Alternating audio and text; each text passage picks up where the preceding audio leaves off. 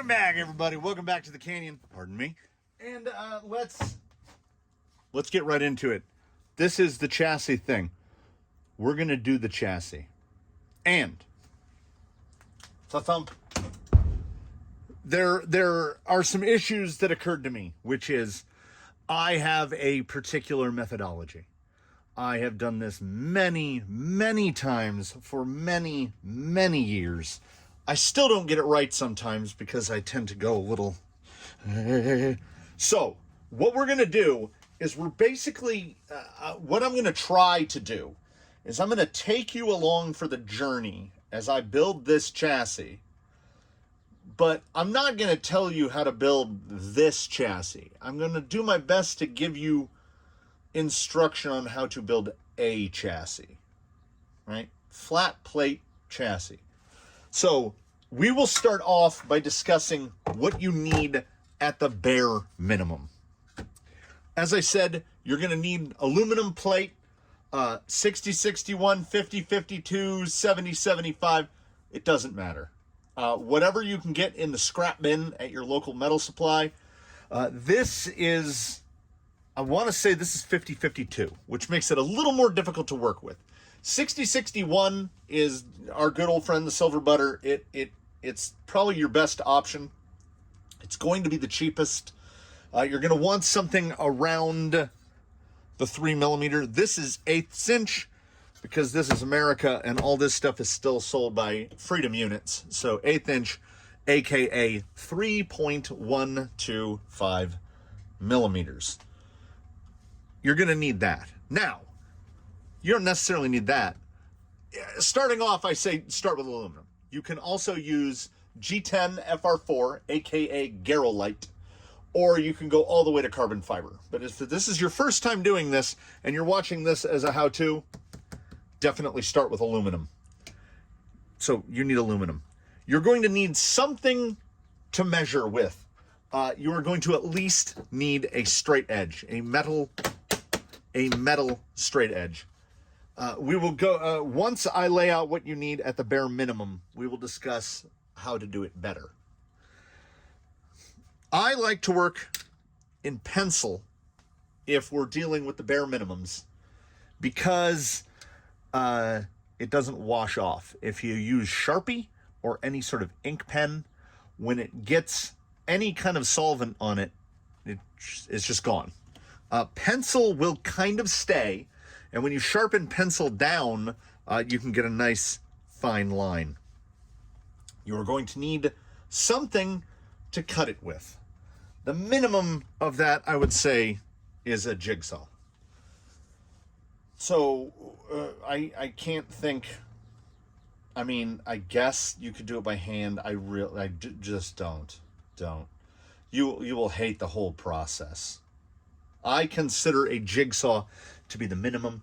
You will want a bimetal cutting blade in the 14-16, like the raker tooth, 14-16 tooth, not the super fine like 28-32 tooth. No, you want like a 14-16 because this stuff will gum up the blades. Then you are going to need, and nothing I'm going to talk about in this first part is optional.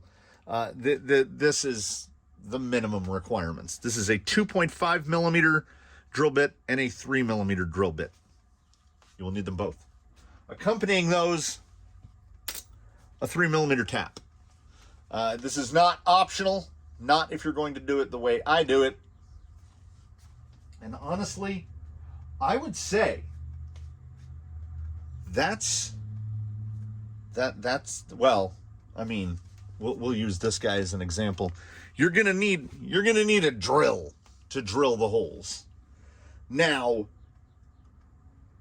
I won't use of what's here. I won't use any of it except this tap. Because I don't buy 2 millimeter and 3 millimeter, 2.5 and 3 millimeter drill bits anymore because they are too expensive. We still have that real metric premium around here, so I buy this instead. A 2.5 millimeter drill bit is actually 2.45 millimeters. And a 3mm drill bit ranges in between like from 2.89 to 2.94 in that range. This is a number 32, and this is a number 39 in the numbered bits.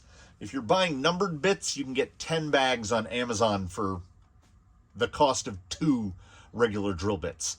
I recommend buying a lower grade drill bit and just changing it more often. Expect to go through a couple of drill bits while building this.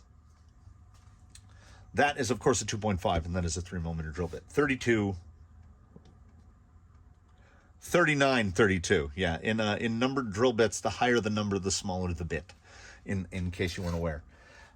In place of this for a straight edge, I genuinely and truly do recommend a combination square. It doesn't have to be this fancy. I have had this one for some 30 years. It is a Starrett. I might have had it over 30 years. And it has the benefit of coming with a scratch awl, and that is what I use in place of the pencil. I guess say I want to make a mark line. We'll just make a little one. Now, that line is not getting rinsed off by anything, period. And I use that in combination with Dychem layout fluid, which is the reason that I am in such a good mood right now. You know, there's all those memes on the internet about I've inhaled too much brake clean. Yeah, this is right up there. This is a well-ventilated building.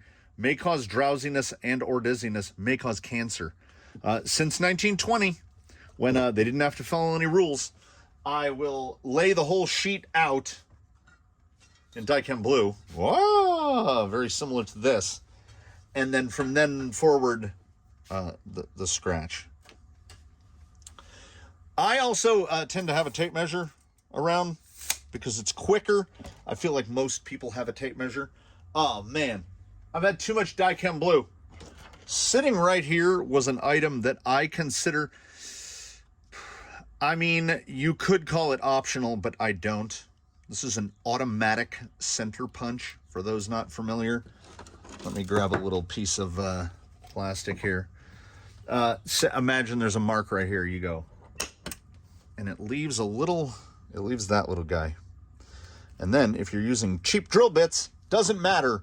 They will follow the hole, and it's going to go, you're going to drill the hole exactly where you need to drill the hole.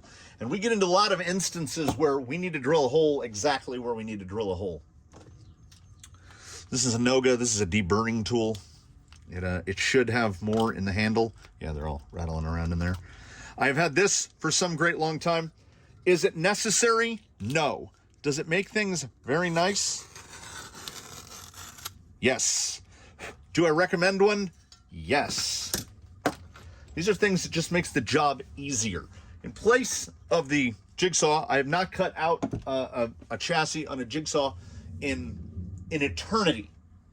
I strongly recommend some better tool.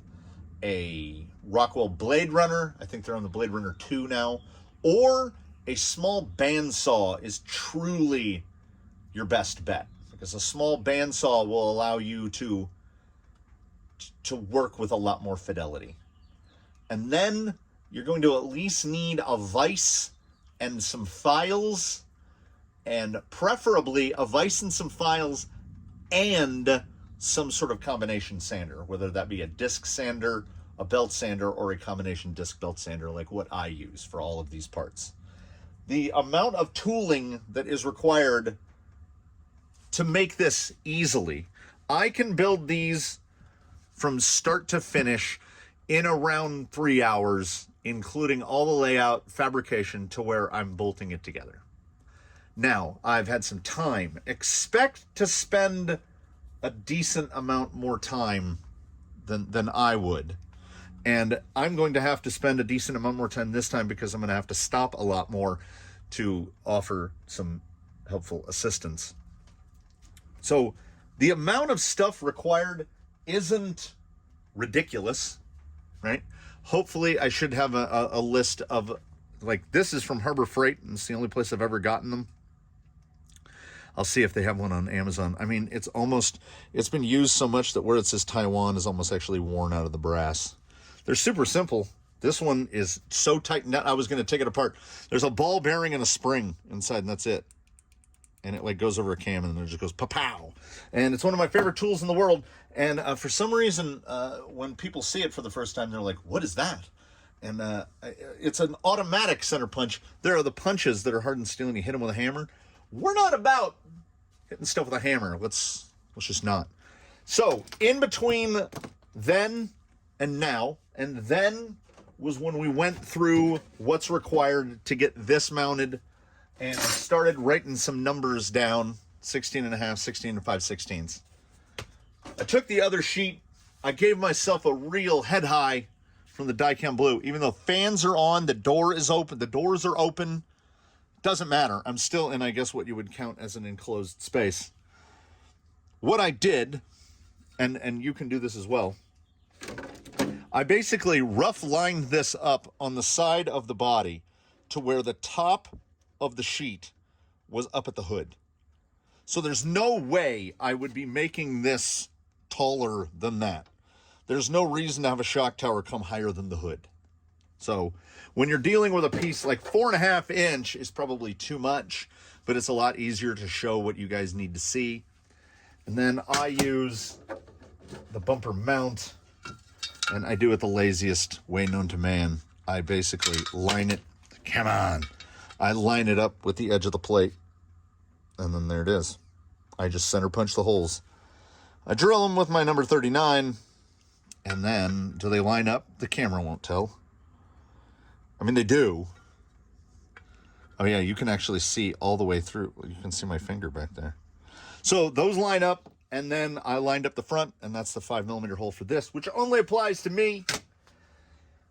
And from here, what we get to do is I will generally make a bunch of getting started marks, because if we line this existing chassis rail up with right there, you will see that's why I made there's a scribe that comes across right there. I will finish that scribe, and it will go all the way across, because that will be kind of the belt line. Now I don't have to pay attention to any of that, because we're going to move the skid. We're going to do all sorts of stuff. But the beauty of having a chassis rail around, and I have the holes, is I can use those holes for my punch holes. And we're going to kick this thing. We're going to kick it probably about as much as the plate will let me kick it, which is probably going to be right about there. I'm not 100% sure how many degrees that is. My angle finder is way out in the other shed, and I don't want to get it. So I'm going to, hold on, let me hit a couple more layout lines, and I will get the rough lines of where this needs to go. And then I will show you the insane method that I use to determine rough shock and link positions. What I do is I've continued, we've got the through line all the way through. That's basically the belt line for the chassis. That would be if we were on the normal rails. It's going to be right there, right? So it doesn't really mean anything except it's a tie point to tie things together. I've then made perpendicular. This is the wheelbase for the front. This is the wheelbase for the rear. That is not chosen arbitrarily. That is done by laying the body out. And we've got the center of the wheel well, and we've got the center of this hoop in the cage section. Easier to lay out on some bodies than others. So we've got wheelbase lines. We've got a center line. So what we're going to do is we're going to use those wheelbase lines, and we'll put one axle on the one and one axle on the other. And that is going to give me the opportunity to, now, if I were just going for the exact same layout that we had before, I would know that the skid needs to go right about there. And lo and behold, it will probably just about line up. Yeah, it would. That hole would just translate right to there. And so actually they would want the skid would be right about there. And because this was off of a 12.8 wheelbase vehicle, I have got to adjust the drive shafts up a bunch. Like this drive shaft is, I want to get it, I want to go skid forward, maybe not super skid forward, but I'm going to remanufacture this. I want to get, I think I only want to move forward about 15 millimeters. I would like to get this guy right about there, right about there. I don't want to go too skid forward here because of my gearbox. If you were building, there's a lazy part of me that wants to gut this Fox belly and rebuild it into an Enduro SE skid, because on the Enduro SE, the outputs from the gearbox are dead center. They're right in the center of the on an Enduro SE, straight from the bottom, the line of the drive shafts is perfectly straight. And as these are centered pumpkins, I could really slide that thing I could slide it a bit forward before the motor would hit the servo.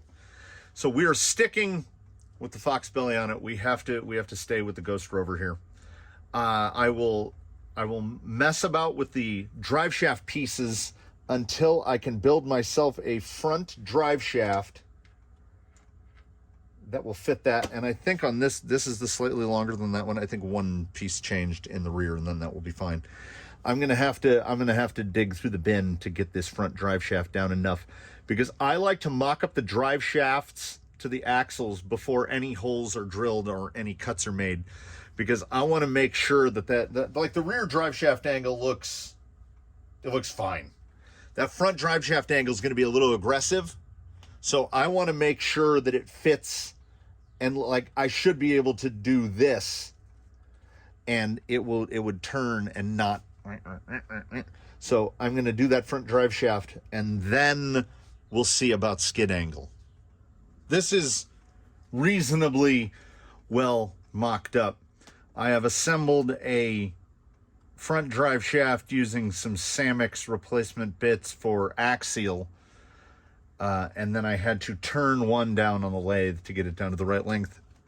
The rear is composed of the element ends with the Samex aluminum on the outside, and then the inners are the really long ones that come on Phoenix. Like if you're going to delete the dig, they give you these really super long ones.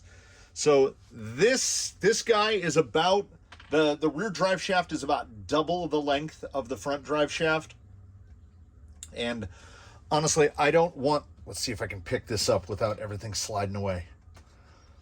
I don't really want to go much more than that. That's about as steep as I want to go angle wise. So I think we're good right there.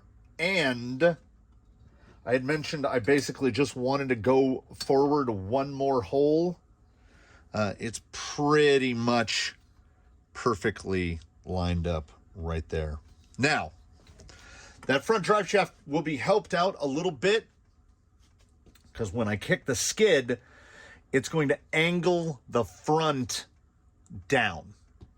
Now, with the drive shaft, the rear drive shaft being as long as it is, and it's right at a 12.3 millimeter wheelbase sitting here, which lines up. I mean, if we drop this down over it, it's pretty close to perfectly in the wheel wells. With the skid kicked, the front drive shaft angle is going to improve, but the rear drive shaft angle is going to get pretty steep. So there is that doesn't look too bad, really. I thought we might have to go to some sort of a carrier bearing thing, have a short top drive shaft and then a drive shaft coming down for greater clearance in the rear. But with that thing up like that, because we're probably going to be right in there, that's really going to be some... in my head, I had initially thought, I'm going to kick the skid, so then I'll make a wedge so that the trans now sits flat with the kicked skid.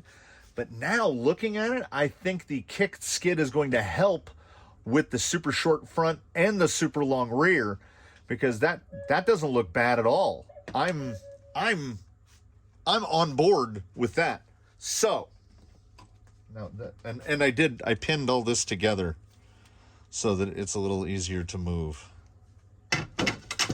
You'll note we haven't addressed the other plate at all.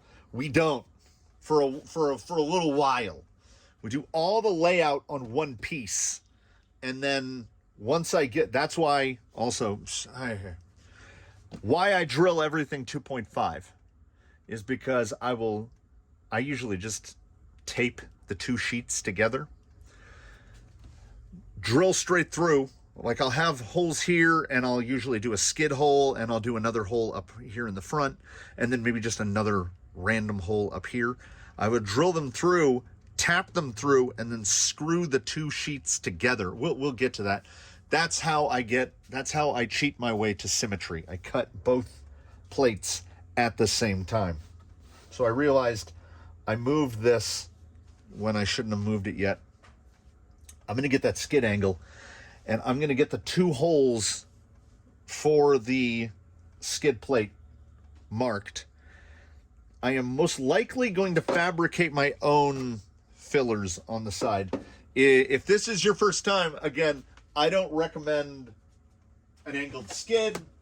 I would do something much more along the lines of how Hardline is, where he just follows all the stock. Copy the geometry, add your shock towers. That's the way to go. But I don't need to do that right now. I missed the perfect opportunity to do that when I made a Hardline variant for the Tranquish. This thing is going all the way. We're going all in. So you get to follow along with the madness. I realized, of course, before I even started the filming of this, that I had picked the worst possible subject to document, as like we're starting from scratch here. We're building something as bespoke as I have made. I went and fetched my angle gauge. This is 12 degree. I thought about setting it lower, but then I headed into the bin and got some bare axle housings and started to look at where those housings are going to sit. And I was working off of, I had some links here, and I was working off of straight links, right? So the thing is, so ride height, we want links straight. And the rear is the guy that kind of worked out initially, because with the angle of the skid and the angle of this, it's basically going to sit like that. It's going to be pretty crazy. I still, before I can cut any more than what has been cut right now, and all I did was cut the bevels so that it would clear the body. We got the full slab here, but it fits. And I was like, the nose is too low, and then because the body's half disassembled, I pushed down on the roof, and I was like, oh no, the body is flat. So this is my insane method. I took a tire and I got it. I'm like, the clearances are going to be so tight here, I probably won't be able to run big body clips. I am going to have to cut this hoop out, which will be a lot easier. If we pull that out, we can actually get the tire in to see where, I mean, they're not going to sit in this far. The front looks too far out, right? But then you have to remember that under turn, you're going to come back towards the fender. I still don't know if the fender flares are going to survive this transition. Yes, it will sit a little higher up than that. But what I am going for is all droop, basically. I'll have about 7 millimeters of up travel. I'm trying to build in 7 millimeters of up travel. I'm also trying to get these cast-off kicked links to work like they'll be installed like this, and then I will have to bend my own matching links for the top. Because of the angle of the outputs on the Fox belly and the angle that we're going to have to kick the rear axle housing to get a decent pinion angle. If these are the right length, if I can get these to fit, it'll be pretty magical. But that chassis, the one that's in the kernel, has a much shorter front end. I didn't want to move the skid as far forward here. I wanted a kind of a split the difference. It turns out I moved the skid forward about 15 millimeters, which is fairly substantial. The original lower link, I mean, so they might come out working. I decided to take a pause from marking and cutting. I am going to do the test fit with just a bumper mount and a stock front bumper so that I can get that mount position. You'll also note that I moved everything down on the chassis when I realized I was setting it up for far too high of a ride height. I want more room for compression.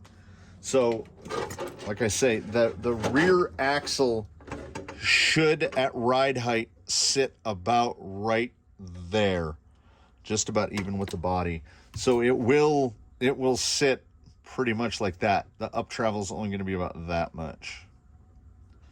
This is just an interlude for those following the progress of building this guy.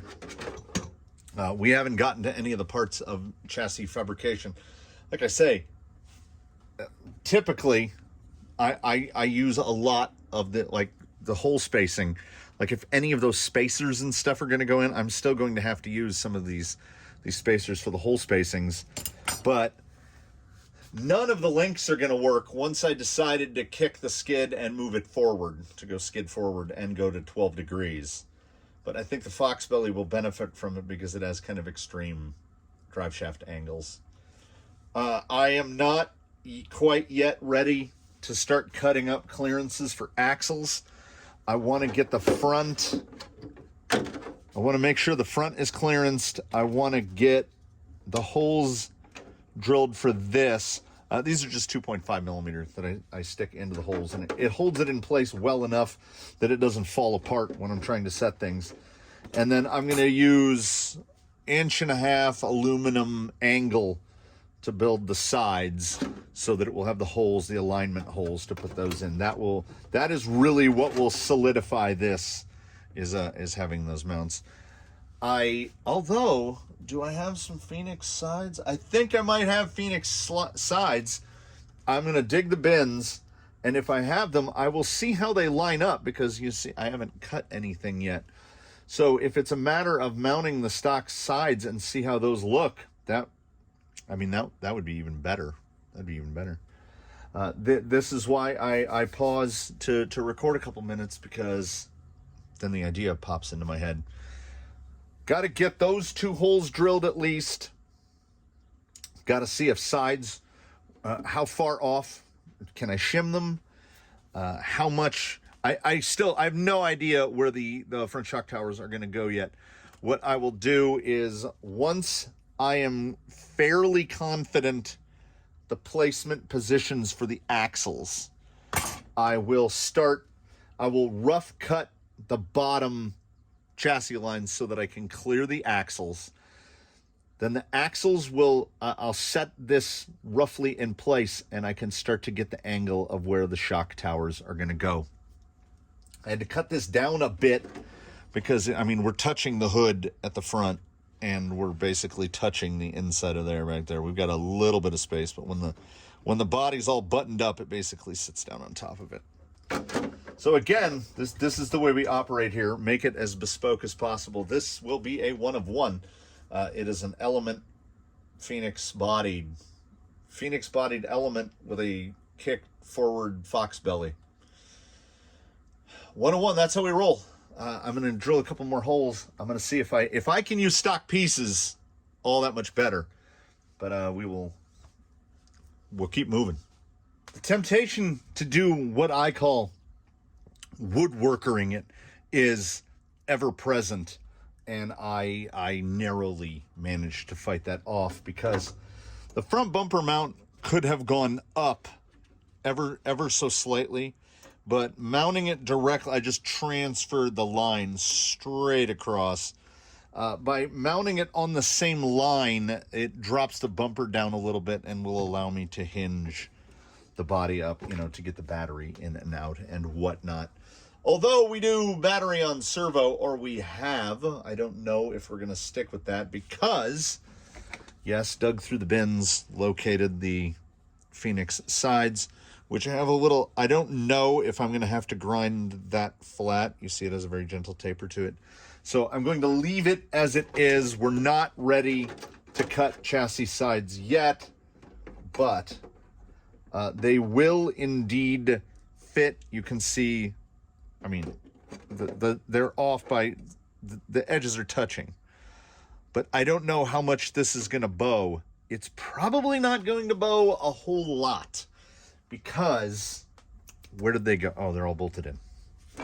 Because this gentleman, I want to say 70 millimeters. Yeah, 70 mil across that face. I think it's about the same for the plastic. I want to try to find another plastic one. This is just what happened to come out of the bin. The Fox belly is 78. So 8 millimeters of pinch. 4 millimeters aside is nothing. I think it's going to pinch, and as such, I don't have to worry about grinding these edges. Because, I mean, we're talking, oh, I mean, is it a millimeter? So it's not a lot. That is something that will definitely be addressed later rather than sooner. I basically, what I'm doing here is I am trying not to, because you can't cut back on. I am trying not to make any cuts until absolutely necessary. I'm also trying not to drill any holes until absolutely necessary, because with the kick of the skid, this will be a little bit of an annoyance to assemble and disassemble if it needs to be taken apart, because you've got the holes for the skid, and this guy is going to go right here, and he's going to completely cover that back hole. But I have the ability to drill 2.5 millimeter holes and tap them, so these will all be tapped, and these will basically just be cosmetic sides to keep the body aligned. And I will just follow the contour. I will just come back to there and then contour. So it won't quite have the amount of skid kick, though. Now that I'm looking at it, can I cut some off? Can I like do a little bevelly there and take it off? I don't know. That remains to be seen. There's also the option of, I mean, these just bolt on from 2 points right there. I can fabricate my own side piece and then just incorporate these, still using the 1.5-inch angle. The problem we arrive at now, the primary problem, is that what happens is I just go, and I mean, much time has passed. If you will think back to the beginning of this video, you can kind of get a temporal place in space when you hear the cuckoo clock go off, and we are well into the future. Into the future to the point where I am going to tell myself to set this aside on its little bin area and clear my head of it, because if you, this is valuable to people who are making their own. This applies to me as well. Don't try to make it all in one sitting, because unless you're doing like a hardline style where you're copying essentially stock geometry and giving yourself shock mounting positions to give like a faux LCG, you can do that one and done. You can knock that out in a couple hours. if you're doing anything like this, if you're moving the skid, changing the angle, changing your link lengths, changing your link positions, any of that, taking time to step back is one of the most important things in the entire build process, because you can make just the dumbest, and by you I mean me, you can make the dumbest mistakes that you're like, oh yeah, this is it, and I have cut things too short. When I cut this, I had measured it half a dozen times, and when I cut it, I was still like, uh-oh. And then because, you know, we're working in a lot of open space. And once again, this only applies to, I am building something bespoke to that Phoenix body. It will only fit the parts that I modify to fit it. So that is why this was a terrible choice to use as an example on how to build a chassis. I should have just documented when I did the Tranquish. But anyway, problem solving, you know. So I am going to take a step back from it, and that will bring a close to this installment. Hey, I mean, if there's a way to drive the views, it's to obnoxiously break it up into a bunch of pieces.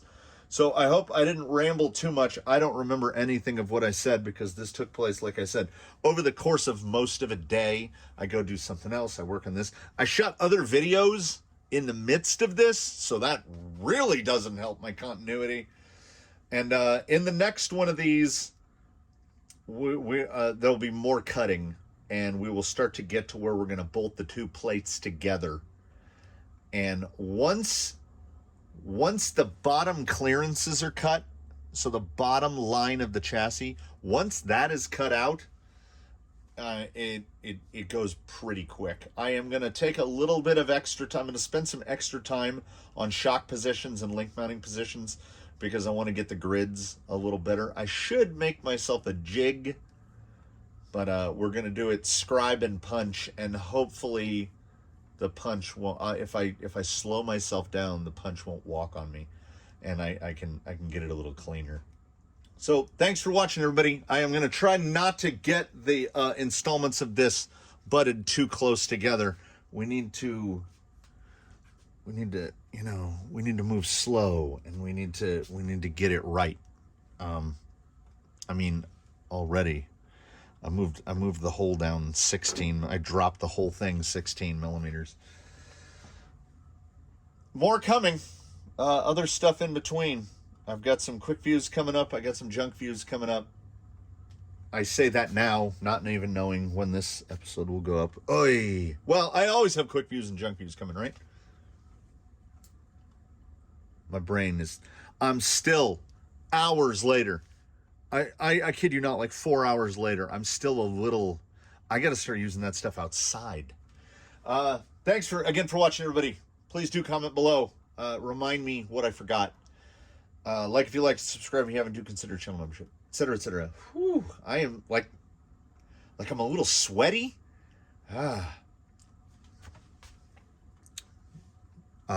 Have a good one, everybody. We will catch you next time, and hopefully make this thing look more like, I don't know, something. See you in the next one.